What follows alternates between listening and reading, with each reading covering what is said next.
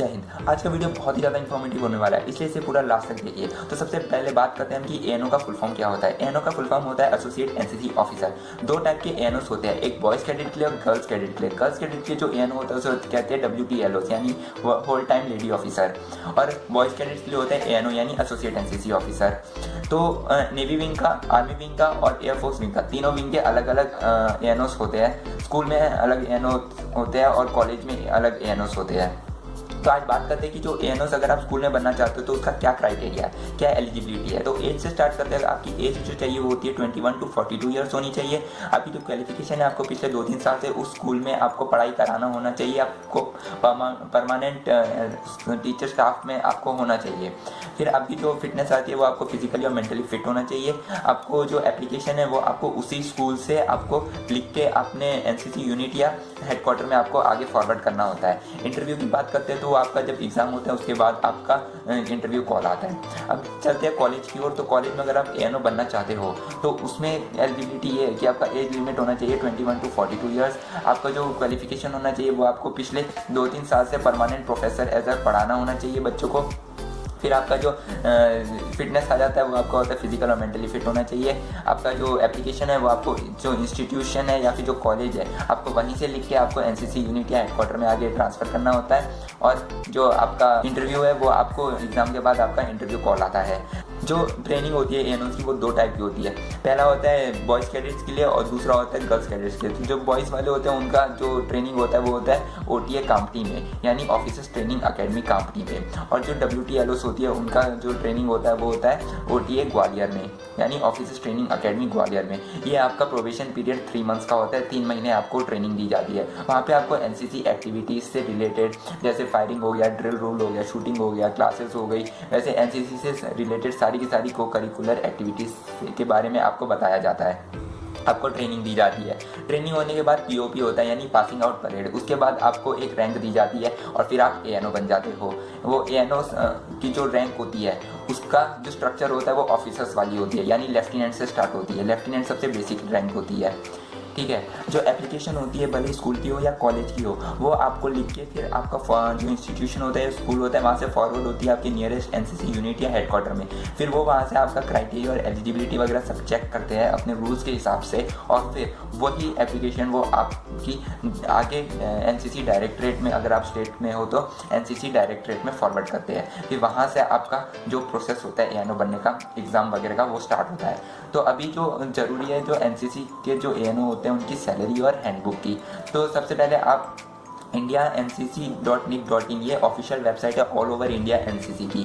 तो इस पे आप चले जाइए। यहाँ पे आपको एक साइड बार दिखेगा, इसमें आप नीचे जाइए। यहाँ पे आपको एक कैप्शन दिखेगा, वो लिखा होगा कि ऑनोरेरियम और अलाउंसेस एएनओस और केयर टेकर्स। यहाँ इस पर क्लिक करना तो आपको एनसीसी के जो एएनओस होते हैं उनकी सैलरीज का पूरा स्ट्रक्चर मिल जाएगा, कौन कौन से अलाउंस होते हैं, कितने उनकी पेमेंट होती है वगैरह सब। अब जब एग्ज़ाम की बात आती है तो हैंडबुक की बात आती है। एएनओ की हैंडबुक भी होती है जिसमें आपको पूरा सिलेबस मिल जाएगा कि एग्ज़ाम में क्या क्या आता है।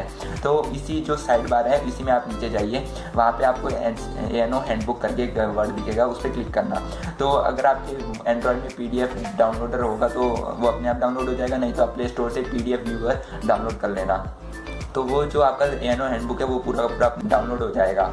उसके बाद अभी फॉर्म भरने की बात आती, तो जो फॉर्म होता है एनसीसी में एएनओ का अप्लाई करने का फॉर्म, तो वो भी आपको इसी वेबसाइट में मिलेगा। जो आप साइड बार में जाना है या फिर ये सबसे नीचे जाना है, यहाँ पे डाउनलोड्स होगा, ठीक है। साइड बार में सबसे नीचे डाउनलोड्स होगा, उसमें क्लिक करना, उसमें सबसे नीचे जाना। यहाँ पे लिखा होगा एप्लीकेशन अपॉइंटमेंट फॉर एएनओ, इसमें न्यू नीचे होगा व्यू 45 KB, इस पर क्लिक करना तो ये जो फॉर्म है इसका आपको डाउनलोड हो जाएगा अपने एंड्रॉयड में या लैपटॉप में, ठीक है।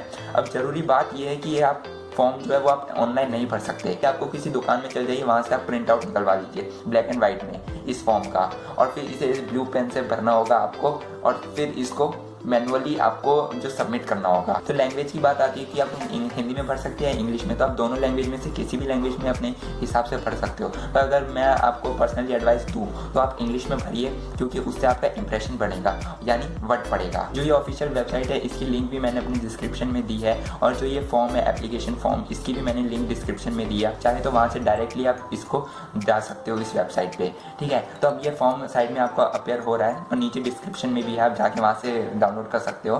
तो अभी ये क्वेश्चन क्या कि 1 2 3 लिखा है क्वेश्चन, तो मैं आपको इन्हीं सब क्वेश्चन के मतलब बताता हूँ, ये भी बताता हूँ कि आपको इनमें किसमें क्या भरना है और क्या किसका क्या मतलब है। तो मैं 1 2 3 करके बोलता जाऊँगा, आप उसी से मैच करते जाइए। अगर आपके पास लैपटॉप या दूसरा मोबाइल है तो उसमें खोल लीजिए नेट ऑन करके, ये नहीं तो आप एक नोटबुक और पेन ले लीजिए और नोट करते जाइए, क्योंकि बहुत ही ज़्यादा ज़रूरी information. Page 1 number 1 capital letter यानी बड़े अक्षरों में अपना पूरा नाम लिखो। नंबर 2 अपने पापा का नेम और अपना वर्तमान घर का पता लिखो जो अपने सरकारी कागजों में लिखवाया है। नंबर 3 आप भारत में रहने वाले हो या नेपाल में। नंबर 4 अपना पूरा पता लिखना है जहाँ अभी रहते हो।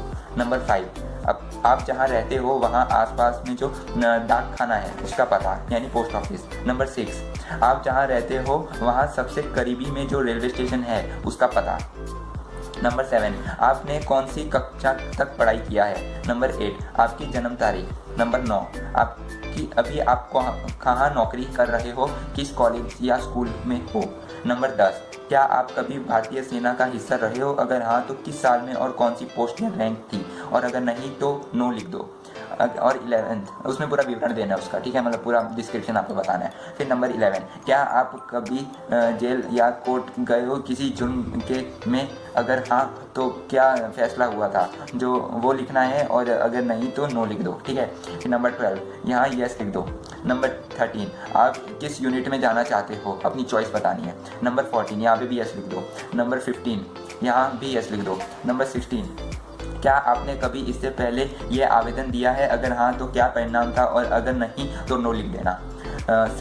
नंबर 17 क्या आपको कभी डिस्चार्ज किया है एनसीसी या आर्मी से, अगर हाँ तो यस लिख दो और नहीं तो नो लिख दो, मगर उसका विवरण भी देना।